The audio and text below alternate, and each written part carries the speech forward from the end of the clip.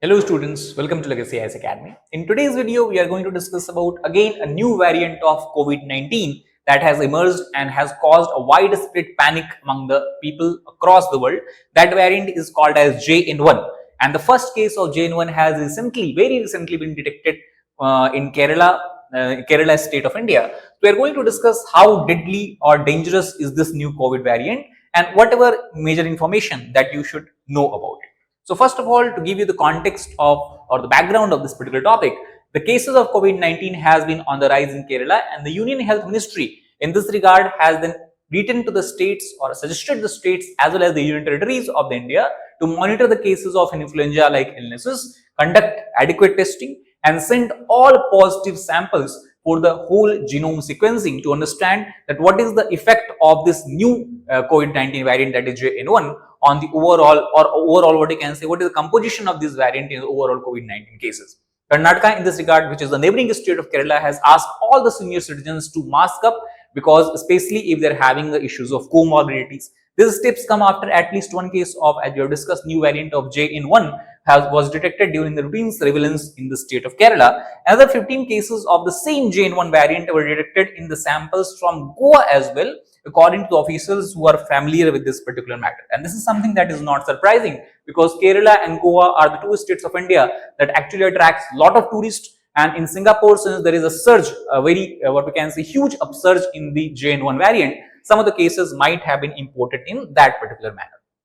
So if we try to understand briefly about this particular variant, that is JN.1, so this is generally regarded as a subvariant because it is a descendant of a main variant that was discovered some time ago, that is called as BA.2.86, and more commonly this variant was also referred as Pirola variant. So JN1 is not exactly a very new variant, however it is a slight variation we have observed in the Pirola variant of the COVID-19. The first cases of this variant were detected in United States in September, and the first case globally was detected as early as January in this particular year. Now, if you try to understand the different differences between the Pirola and JN1, so basically JN1 contains only one additional mutations on one of the proteins of the virus, that is called as spike protein. We'll discuss about that protein later. So if you try to understand or compare it with the Pirola, it has only one additional mutation on the spike protein, and it has been on the watch list of researchers because Pirola contains more than 30 mutations on the spike proteins as compared to the earlier variants that we have observed. Mutations on the spike proteins becomes very important because it is the spike proteins who are responsible for attaching the virus or attaching the receptors on the human cell, and thus allow the virus to enter it and further spread. Let us try to understand this from a diagram.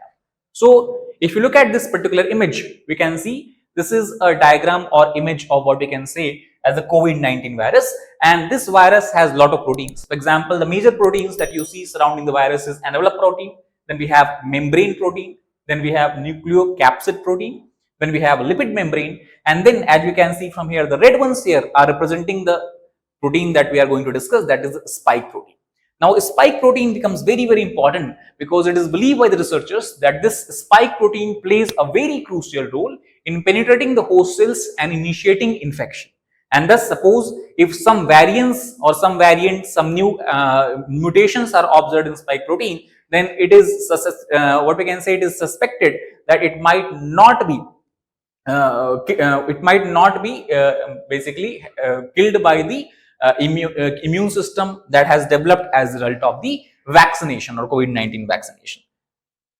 Now, obviously, the question that comes into your mind that obviously it is a new variant and obviously the cases will increase, more people might get infected, but is there a real possibility of sudden surge or more severe symptoms due to this particular variant? In this regard, WHO and other agencies have clearly stated this, that there is no evidence to suggest that JN.1, the new subvariant that we have discovered, can cause worse symptoms or spread faster than the variants already that are in circulation. Initially, there were concerns that a high number of mutations could mean that Pirola would evade human response more easily. If you remember, we have discussed in the early part of the video that Pirola has more than 30 mutations on its spike protein, while the JN1 has only one additional mutation. So since Pirola,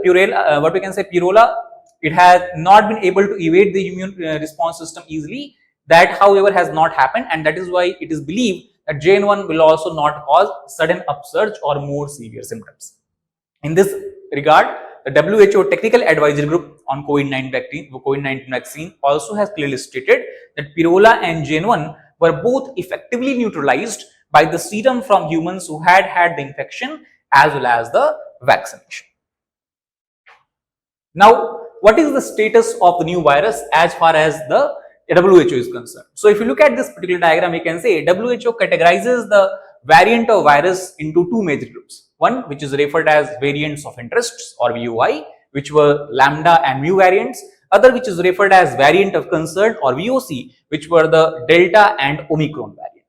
So, what is the difference and what is the status of Pirola and JN1?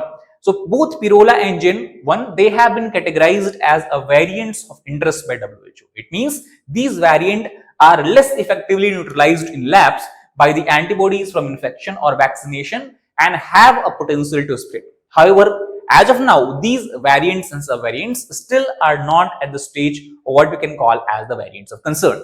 Now, variants of concern are such kind of COVID variants which result in increased transmission, severe diseases leading to hospitalization, and reduced overall effectiveness of vaccines. And that is why it is not something that we should be very much troubled about. We should take the general precautions, obviously, but overall there is no such need to have a sudden panic or mass fear due to the discovery of this particular subvariant. Now, the reasons behind the current concerns can be traced back to the following regions. First of all, after the discovery of both Pirola as well as JN1, we have seen definitely an increase in the number of cases that has been caused overall across the world. The cases have been detected in the USA, some of the European countries, as well as recently in the Singapore and the China. In this regard, WHO has said that Pirola and its descendants accounted for 17% of the SARS-CoV-2 sequences. Singapore, if we talk about how fastly the virus or JN1 variant is spreading, we can understand from the case study of Singapore, which in the first week of December, between December 4th to December 10th, had seen an estimated record of 56,043 cases. And increase in hospitalization also has been recorded, mostly among those people who are above the 60. And that is why, if you remember, the Karnataka and other state government also has issued the guidelines, especially for the senior citizens of the country, to mask up to protect themselves against such kind of variant. And based on the available international and local data, however, the Ministry of Health of Singapore has also clarified that there is no current indication that BA2.86 or JN1 variant are more transmissible or can cause more severe disease than other circulating variants. So, on this point, both WHO and the Health Ministry of Singapore agrees. So, need of additional vaccine. Do we have a need to get additional sort of the COVID-19 vaccine, whether it is Covishield or Covaxin? In this regard, again, if you talk about the guidelines or the suggestions that has been given by the health advisory, we can say, that has been issued by the Ministry of Health Welfare of India, it clearly says that while data from Singapore shows that those who had received the last COVID-19 vaccine dose more than a year ago were 1.6 times more likely to need hospitalization. However, experts also argue that a wide coverage of vaccination and subsequent non-symptomatic infections are likely to have resulted in significant level of protection as far as the population of India is concerned. Let us try to understand this in more detail. Basically, what the government and the health experts and professionals are suggesting, that most of Indians who are residing in India have been exposed to COVID-19 at least 2 times or even up to 3 times, and have also received at least 2 doses, and sometimes even some people have received even the booster dose, including 3 doses of COVID-19 vaccine.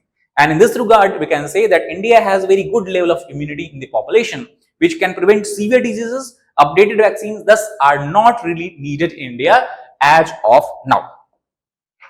So, what should be done by the citizens, by the people who are fearful of getting infected? Simply, experts suggest that new variant of SARS-CoV-2 will keep emerging. Protective measures against respiratory virus remains the same, and the same measures that has been also neatly pointed out by the suggestions given by, again, Ministry of Health and Family Welfare of India. That is the 3 golden rules: always wear face cover or face mask. Second, wash hands frequently and thoroughly with soap and water. And third, obviously, maintain distance from the other people. Doctors have suggested thus masking up in the crowded areas, especially in the hospitals, public transportations, all public auditoriums, theaters and all these areas, especially if the area is of enclosed nature, and if the number of cases suddenly start to increase locally or regionally. Second, remaining in well-ventilated spaces reduces the spread of the infection. And third, as we have discussed, washing hands frequently prevents the infection as well. So as of now, there is no need to have additional vaccine. There will be no need to spread or become part of what we can say mass hysteria or become part of mass panic or mass fear. Simply taking the general precautions will go a long way to fight against this particular variant as well as the other possible variants of the COVID-19. That is all about this particular video. Thank you very much.